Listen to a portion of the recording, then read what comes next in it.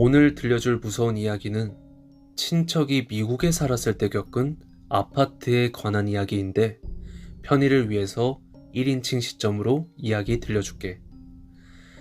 이 이야기는 먼 친척이 해준 이야기인데 친척 입장에서 이야기 시작할게.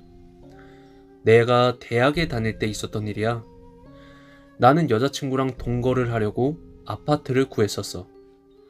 한국이랑은 다르게 미국의 아파트는 좁고 오래된 데다가 시설도 좋지 않은 3층에서 5층의 건물을 뜻하기도 해.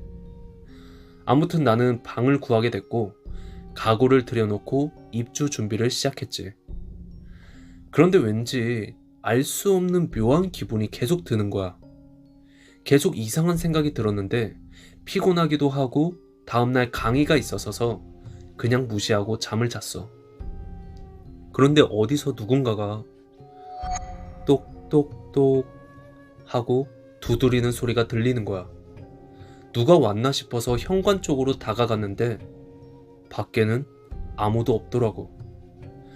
그래서 장난이라고 생각하고 다시 잠을 잤지. 그런데 다시 똑똑똑 하는 소리가 또 들려오는 거야. 나는 짜증이 나서 장난치는 범인을 잡으려고 현관문에서 숨을 죽이고 기다리고 있었는데 아니나 다를까 또 똑똑똑 하는 소리가 울리더라고. 그런데 이번에는 소리가 침실 옆에 벽에서 들리는 거야.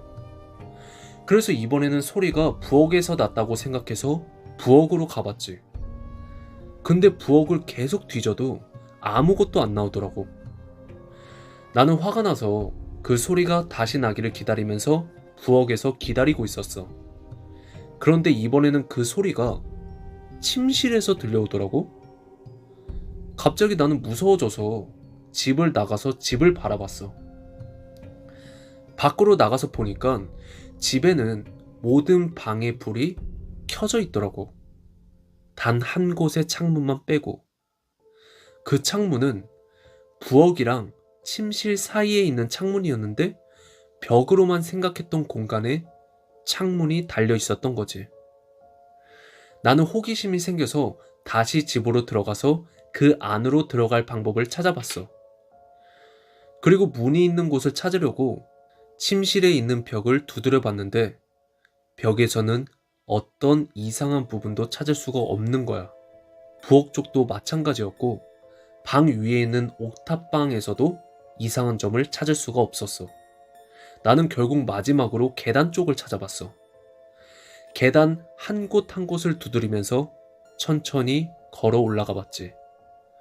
그런데 단 한 곳에서 다른 곳과는 다른 통통통 하는 맑은 소리가 들리는 거야.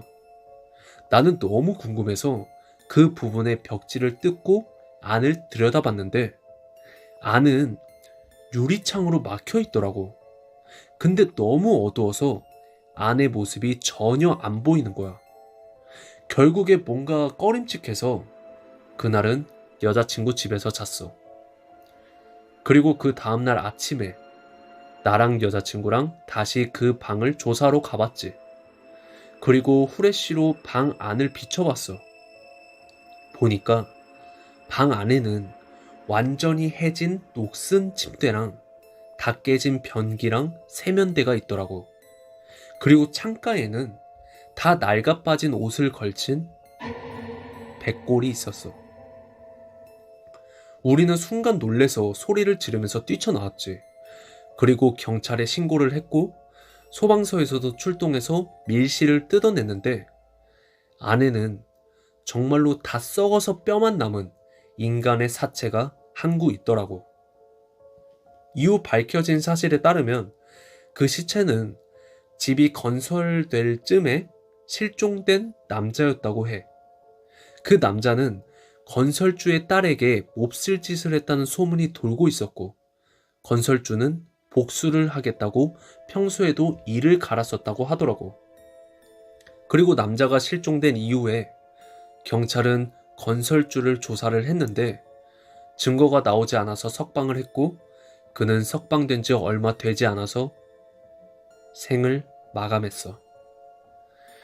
남자의 시체는 손톱이 부러질 때까지 벽을 긁어서 벽에는 피가 묻어 있었고 굶어 죽은 걸로 확인된다고 하더라고. 묘한 것은 밀실이 발견되기 훨씬 전부터 워싱턴 주에 이 사건과 유사한 이야기가 나돌고 있었다는 거야. 그리고 아직도 풀리지 않는 의문점이 한 가지가 있는데 도대체 똑똑똑 소리는 누가 냈던 걸까? 본인의 시체를 찾아달라는 신호였을까? 오늘 이야기는 여기까지야. 어떻게 보면 한 건물주의 복수극이었는데 아마 그 건물에 사는 많은 사람들이 그 똑똑똑 소리를 듣지 않았을까 싶어. 그러니까 다들 항상 집 조심하고 콜청자들이 겪은 이런 무서운 경험이 있으면 이메일로 제보 부탁할게. 그럼 다음 시간에 더 무서운 이야기로 찾아올게.